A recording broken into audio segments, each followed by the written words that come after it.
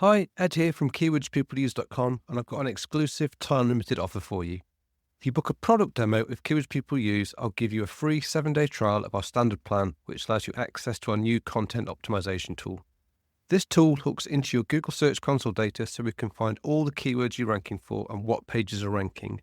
We then crawl your site content and use advanced machine learning techniques like embeddings and cosine similarity to find you content optimization opportunities that will quickly boost your impressions and clicks from Google. This new feature in Keywords People Use is already showing results for people using it. Don't miss out on the opportunity of a 7-day free trial. Just go to keywordspeopleuse.com/demo to book your slot. That's keywordspeopleuse.com/demo. You'll find the link in the show notes of this episode. Hi, it's Ed Dawson here. Now, link building has always been and continues to be a crucial part of the SEO jigsaw that you need to build authority and drive rankings in Google. And with the emergence of AI-based search like ChatGPT, Gemini, Claude and Perplexity, the importance of links in getting your site cited in responses means that link building becomes of even greater importance. So I've grouped together all the best episodes of the podcast that touch on link building into a series dedicated to all the many strategies and tactics you can use to get more links to your content.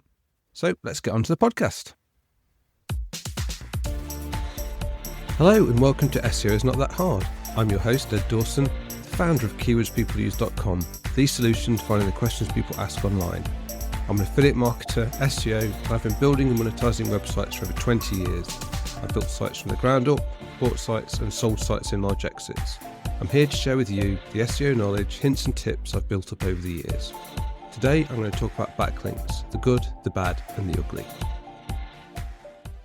If you're a regular listener to the podcast, you'll probably have noticed that I haven't talked much about backlinks previously.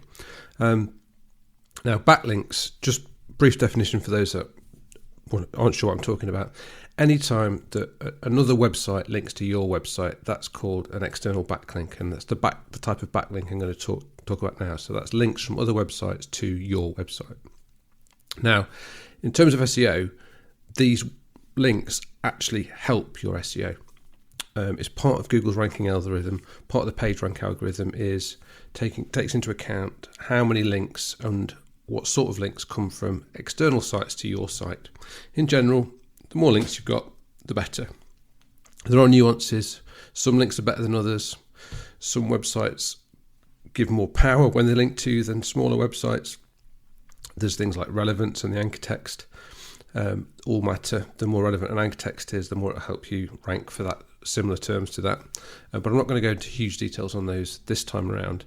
But just wanted to say, backlinks from external websites to your website do count for SEO, and it is an important thing. Now, taking this on board, knowing that backlinks are quite important for SEO, you could be tempted to say, well, let's forget about everything else. Let's just go and get as many backlinks as we can possibly get and get them linking to our website, and that will help us rank. We won't need to do anything else.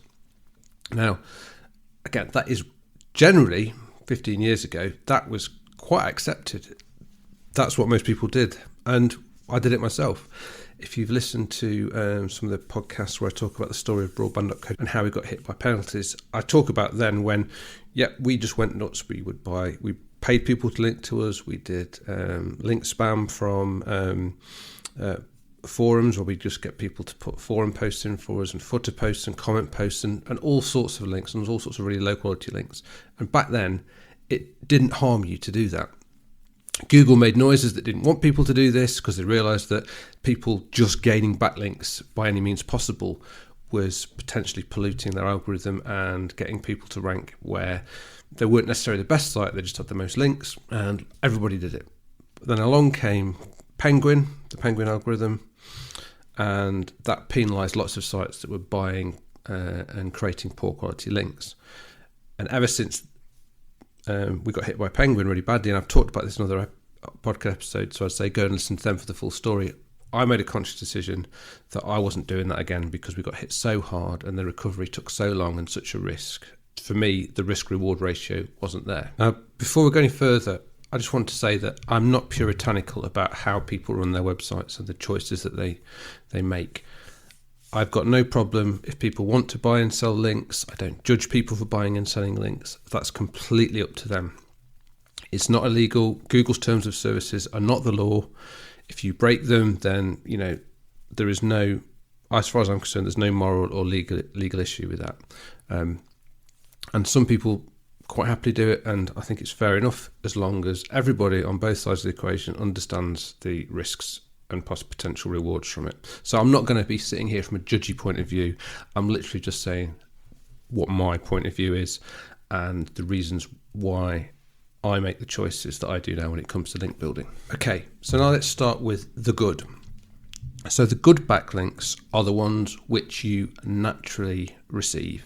These are ones where you don't make any solicitation, you don't make any payment, no persuasion. These are just the kind of backlinks that people find your site, discover your site, and find it valuable enough that they will link to it from their website. It may be because you are sharing some data or providing a tool or something that's useful for that person and for their audience. Now, these links are great because A, it's not against Google's terms of service, B, they don't cost anything, C, they tend to stand there for a long time. The longevity of those links is good. There's no reason for people to go and take them away. So these are the gold standard, and that's what I now aim for with any site I produce.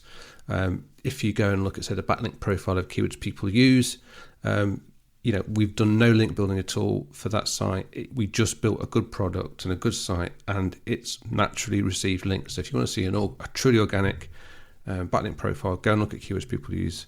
It's backlink profile in a tool like Ahrefs or something like that, and that's what to aim for. And there's no risk in that backlink profile. I don't lose sleep worrying, am I ever going to get caught out for that, or is there ever going to cause me any issues, because it's just all completely natural. So that's the good links. That's the gold standard. They're the very best. That's what I call good, and that's what I always aim for myself. Okay, so moving on.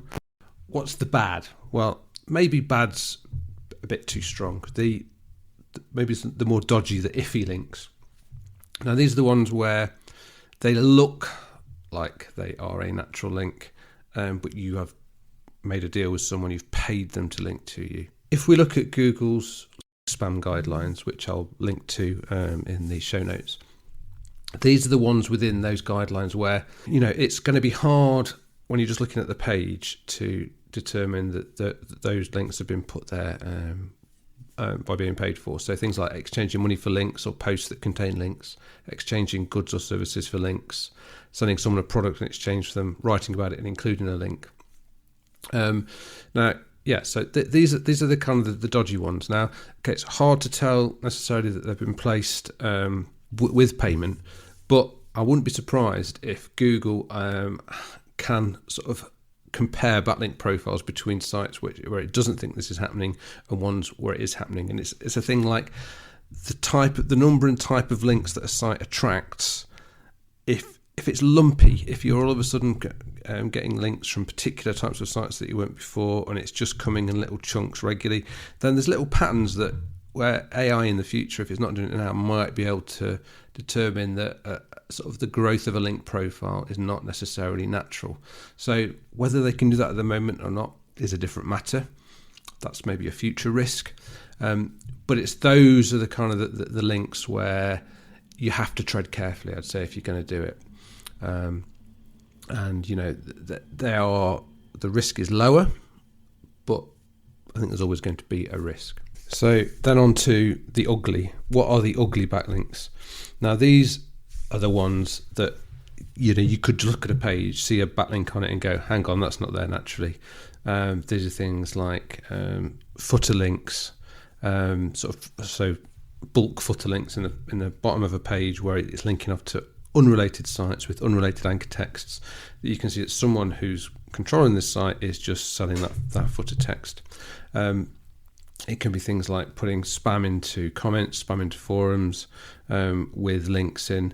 And it can be, I think, niche edits is one that I always worry about. That's where people pay to have a backlink inserted in an older article. And things like that can possibly, done badly, can look unnatural. Another one would be private blog networks. Now, private blog network done well and controlled could potentially drop into the bad rather than ugly category. But a lot of them that I've seen are not done like that. They're just, expired domains with pages full of unrelated posts, stuffed full of backlinks, and it's just people who are controlling those networks, trying to make as much money as possible by selling links on them. And it's those where, in the short run, they might work for you, but in the longer run, those are the ones that could come back to bite you in the long run. And trust me, it is so much harder clearing up a link spam mess than just never doing it in the first place. These ugly ones are the ones that are really going to cause you issues. And Google do, from time to time, run link spam updates where they will actually go around and penalise sites that they think are doing sort of engaging in dodgy link practices. So that's the three types: the good, the bad, the ugly. Now, just to go back to my previous point, I do not judge people who use any of these different tactics. It is open for everyone to do what they want. There's no laws broken. I'm not the moral police. It's fine. As I say, I've done some of these things in the past, and they worked until they didn't. And again, I think if you went and did it now, if you did some of the more bad and ugly ones, then they may work for a period. And how long that period is, it could be a short time, could be a long time. But are they likely to work forever? Probably not. And when the time comes, you've got to clear it up. You've just got to accept that risk. And if you're willing to accept that risk, and take it for what it is for as long as you can, then fine. But if you, I subscribe to a different philosophy now because of the being, once bitten, twice shy. My philosophy now is very much create something great and make sure that then you concentrate on people linking to you naturally as your linking strategy. I will do further episodes about the kind of content that actually will attract links naturally. It's harder to do. It's that easy to put up a website and just put anything on it. It's harder to make a website which is actually linkable by people naturally. But there are patterns there, and there's things that you can do, and I'll talk about that in future episodes. Thanks for listening. I really appreciate it. Please subscribe and share. It really helps. SEO is Not That Hard is brought to you by keywordspeopleuse.com, the solution to finding the questions people ask online. See why thousands of people use us every day. Try it today for free at keywordspeopleuse.com. If you want to get in touch or have any questions, I'd love to hear from you. I'm at Channel 5 on Twitter. Or you could email me at podcast@keywordspeopleuse.com. Bye for now, and see you in the next episode of SEO It's Not That Hard.